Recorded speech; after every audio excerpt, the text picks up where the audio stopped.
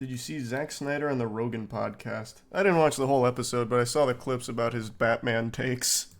They were fucking terrible. God, they were terrible. What were his Batman takes? I don't even know where to begin. Basically, his whole thing with Batman is he doesn't like the no-kill rule anymore. He called Batman, like, dwindling in relevancy, basically, because he doesn't kill. Which is a stupid take. Thanks for resub Slimy in the Prime bootleg.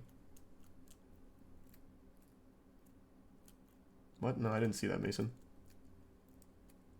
They're gonna start searching for the plane again? Is that true, Andrew? Who had that take? Snyder. Thanks to tier 1 Benny. Here, I'll pull up some of the clips. Zack Snyder went on Rogan and made a downright fool of himself. God, at least link to the actual fucking timestamp. I'll just go through Twitter like a downright fool. Like, people are always like, well, Batman can't kill, right? So Batman can't kill is canon. And I'm like, okay, well, the first thing I want to do when you say that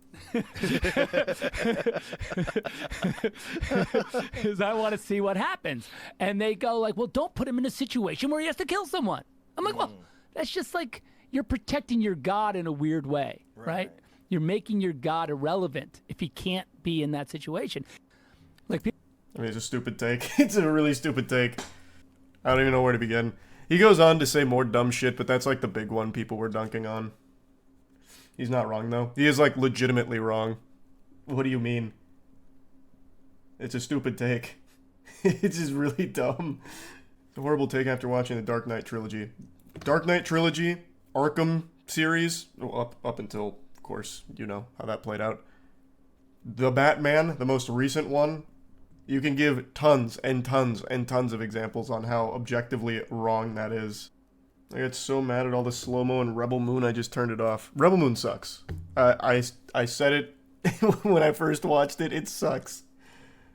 And I don't think he's released the Snyder cut that everyone's been hyping up. Like, yeah, we know this is terrible, but wait until Snyder releases like the full 6-hour video on it. Or full 6-hour version on it. The no-kill rule is why Gotham is a shithole. Yeah, but you're not getting it. Batman himself is also fucking insane. That's like part of his character. Like, it would objectively be better if Batman killed, but the fact he doesn't is what makes him interesting. If Batman actually killed, he'd save so many more people. But he can't. He cannot. And it makes him interesting. So he's an idiot. He is insane. This is such a nerdy topic that's been beaten to death by every single person in the fucking world. Batman and the Joker are basically the same character on different ends of the spectrum, which is why their dynamic is always so interesting to watch unfold.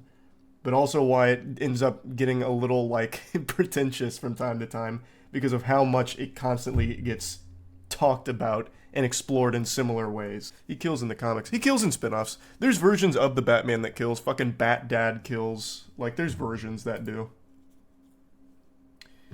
If given the chance, would you watch a movie about Red Hood directed by Snyder?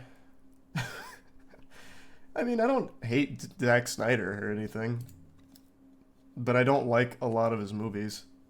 He was also coping about Rebel Moon. He said more people saw Rebel Moon than Barbie. Oh, I didn't see that.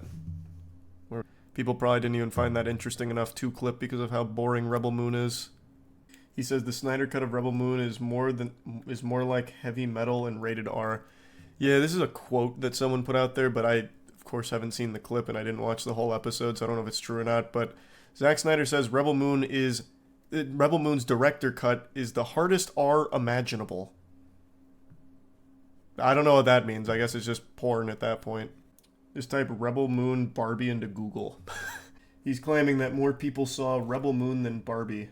That's 1.6 billion, Zack Snyder claims. Don't know who's feeding him those numbers, but I'll be honest with you, I don't think so.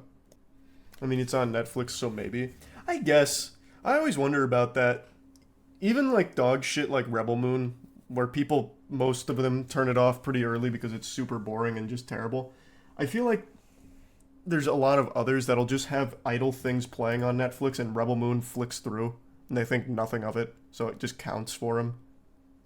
My dad watched it, and he watches anything. He said he didn't like it, which I think is the sentiment everyone that watched Rebel Moon shared. It's terrible. Yeah, I didn't watch the whole episode. I don't know if Snyder was like a good guest or anything. All I saw was his Batman takes, which were really stupid. Or maybe people just watch it because they're not critics. So what does that mean? You don't have to be a critic to not like something. You don't have to just mindlessly like everything. It's just a boring, bad movie. Who wants to watch a guy slow jog in fucking the most awful slow-mo that's drawn out for way too long imaginable?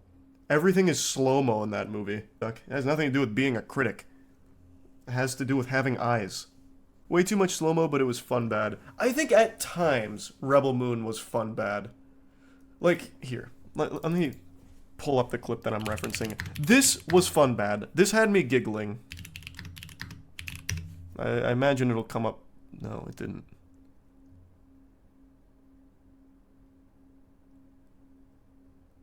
I thought for sure this would be a clip at how bad this slow-mo is.